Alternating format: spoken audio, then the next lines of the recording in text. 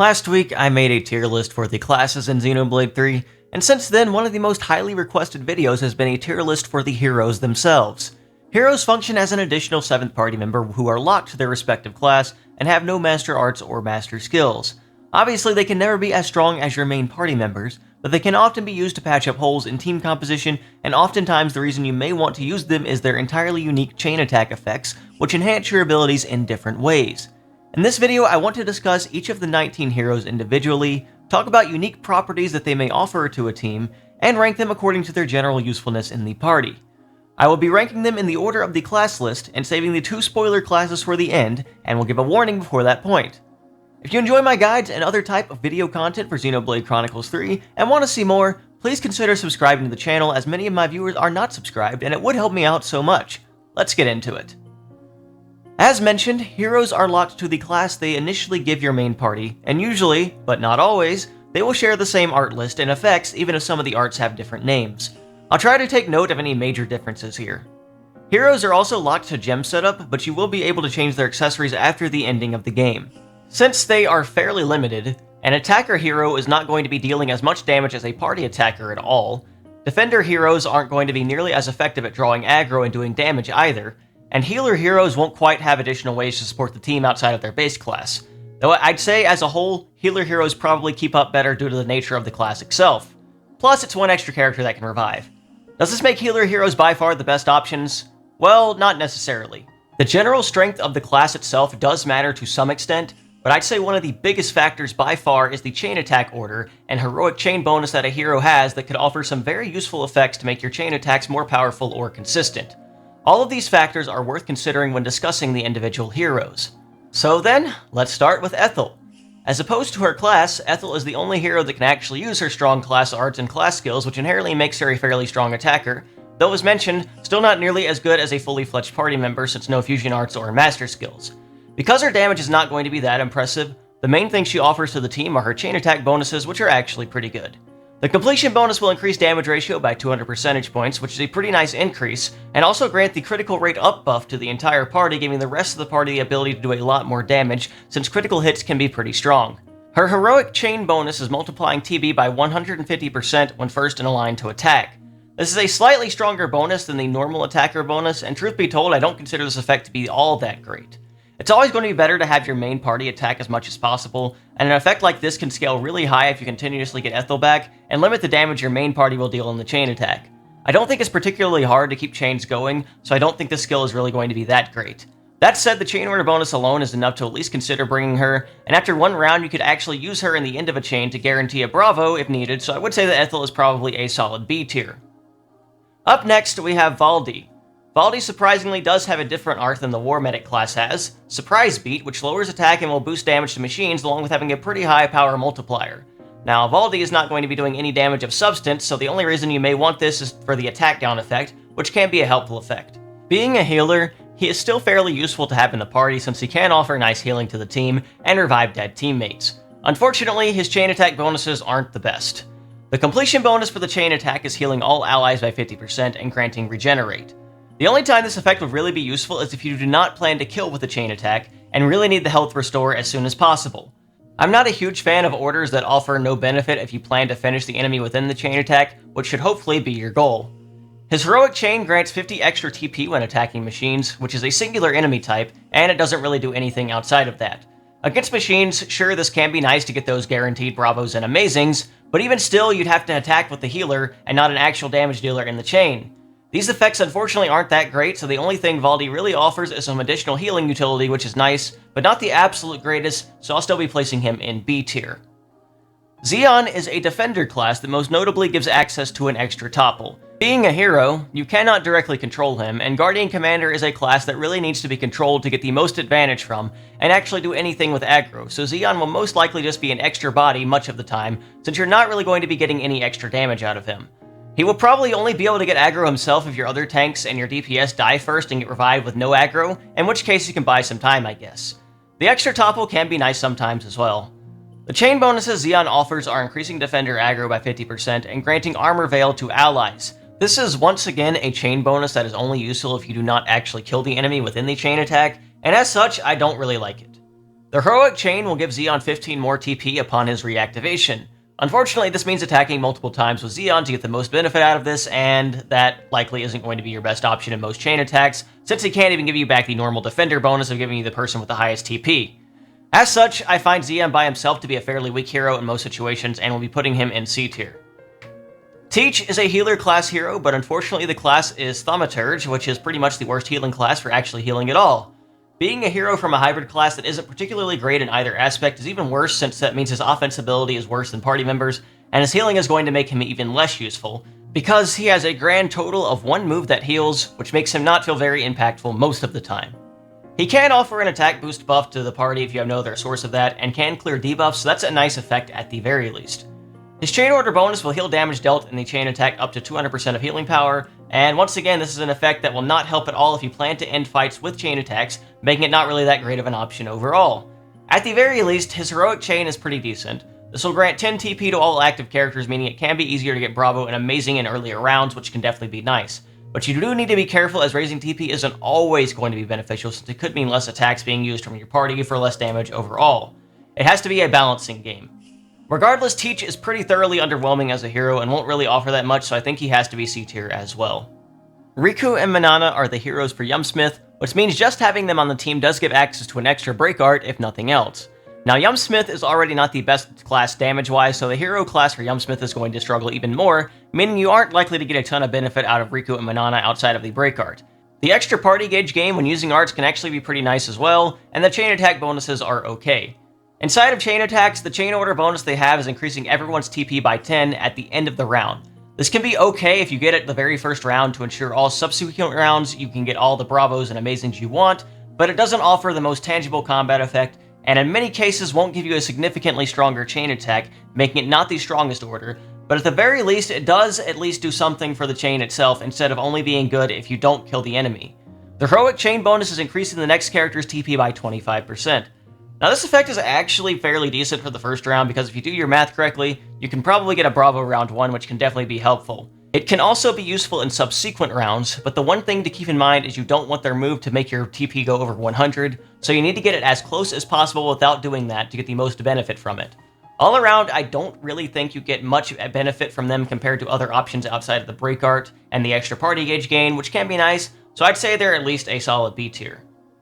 The next hero we have is Gray, who is the hero for Full Metal Jaguar. While he may not do as much damage as class FMJs, I do think Gray does offer some okay damage compared to a lot of other hero options, and can be a serviceable attacker even if not amazing.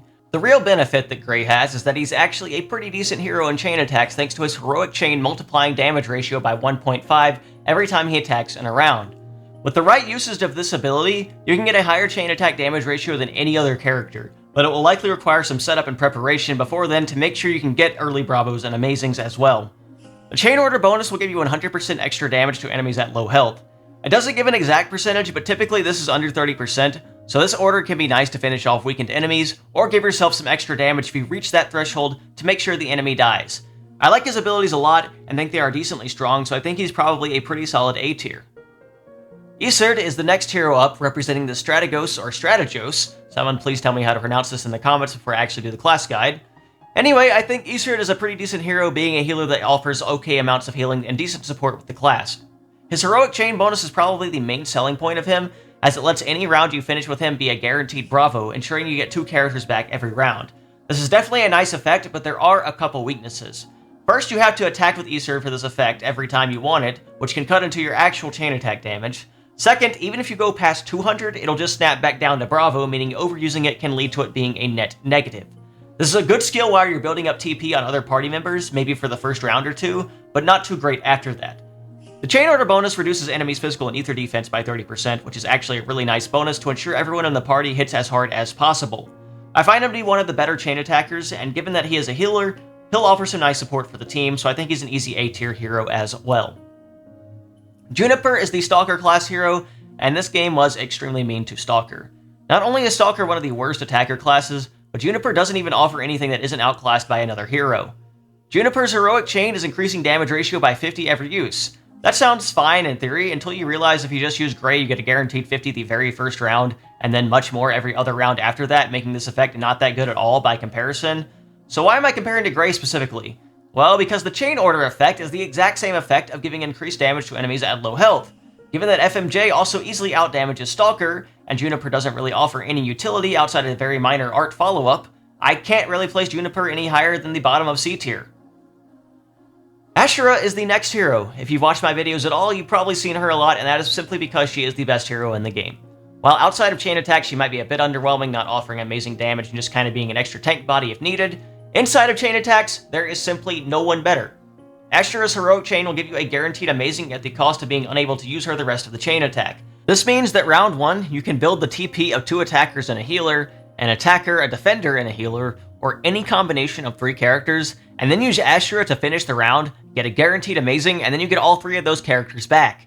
Ashera not being able to appear again is actually a good thing because your actual party members can do way more damage, and are now in a great position to get Bravo and amazing the rest of the chain attack. Her chain order gives a 200% damage ratio bonus to the chain, and then grants power charge to everyone, which increases the damage of your next art a massive amount, and goes really well if you have a Signifer in your party.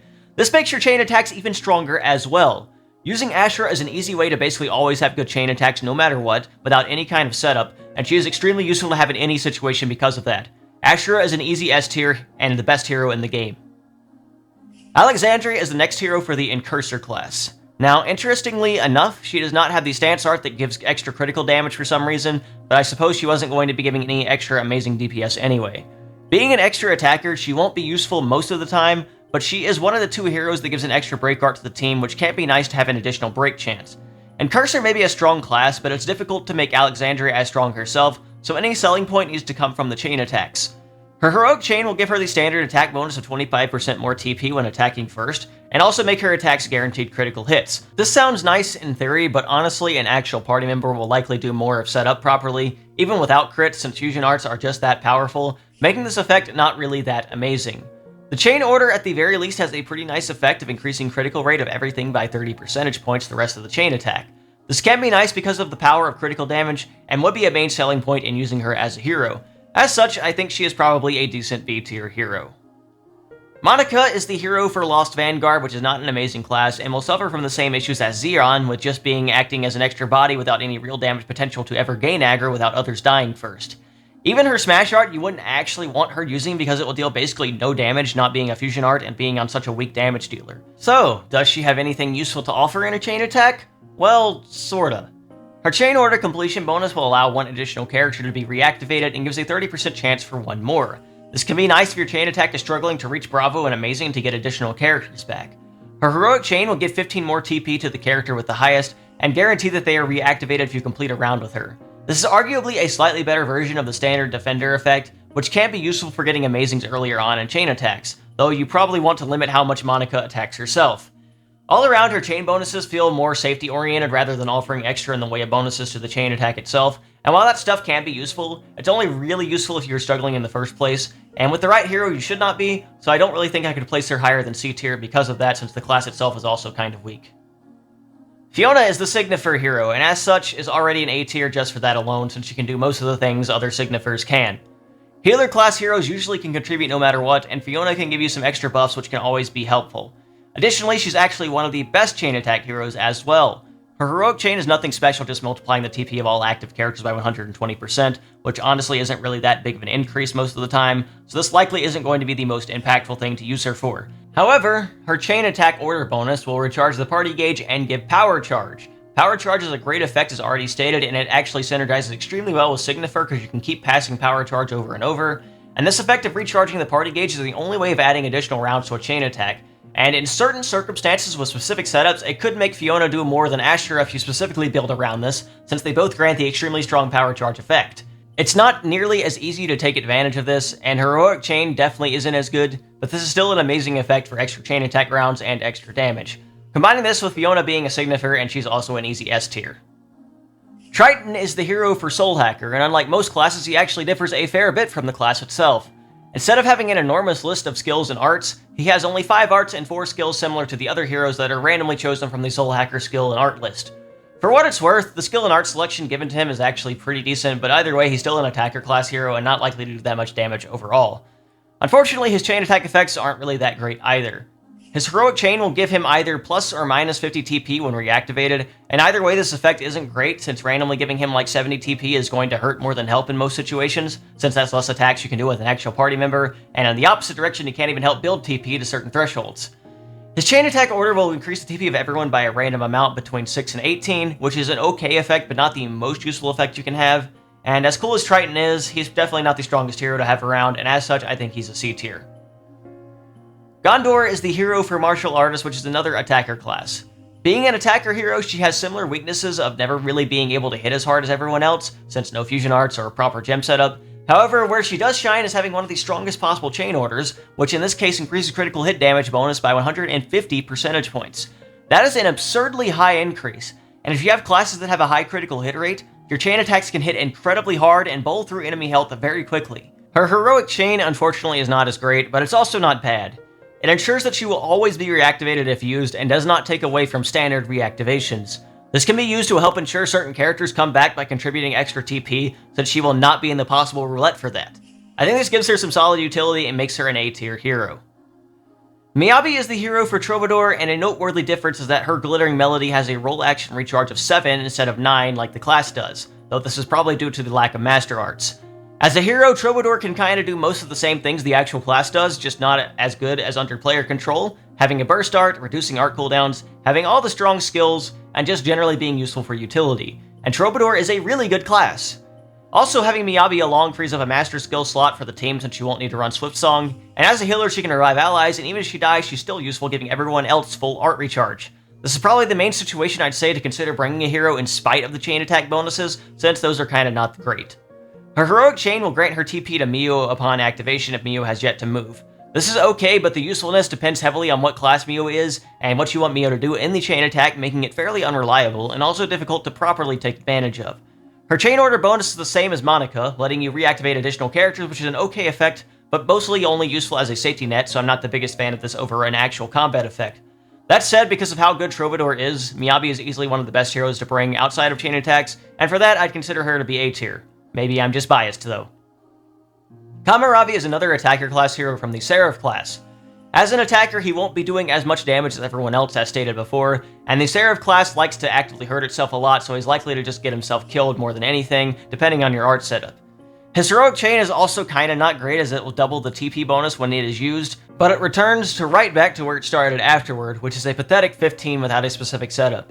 This is not very likely to be too useful to you, since starting at 15, it would be difficult for him to really contribute to Bravos and Amazings, and his damage isn't that great anyway, so this effect isn't the best. The completion bonus is pretty decent at least, increasing damage ratio by 200% and giving everyone an attack buff if you have no other way of getting that. That said, there are significantly better options you can consider for roles like this, since attack up can just be passed easily with Signifer, with Shadow Eye, so I feel like there's probably just a better option for this, and he's probably just a high C tier at best. Segiri is next, and while Machine Assassin is very underwhelming as a class, attacker heroes in general aren't known for massive damage, so you aren't going to lose too much out of running her compared to something else, and she is arguably more useful in chain attacks than a lot of other characters. Her chain order bonus is really nice, reducing enemy physical and ether defense by 30%, allowing the entire team to hit much harder for the rest of the chain attack, which is a very nice effect to have overall. She's also a hero where it's very easy to start stacking up Amazings because of her heroic chain, which increases her TP by 150% every time she is used, which can lead to some absolutely hilarious TP numbers. Unfortunately, there's no major benefit for going past 200 from my testing, so you don't actually get the greatest benefits from this. It would have been really cool to have a damage ratio increase for how far past 200 you go, but unfortunately that is not the case. That said, the chain attack order bonus is solid, and this effect can still be okay to ensure Bravos and Amazings in early rounds, so I'd say she's definitely a good B tier hero. And here is your official spoiler warning before the final two heroes. If you don't wish to know who they are, please click off of the video now.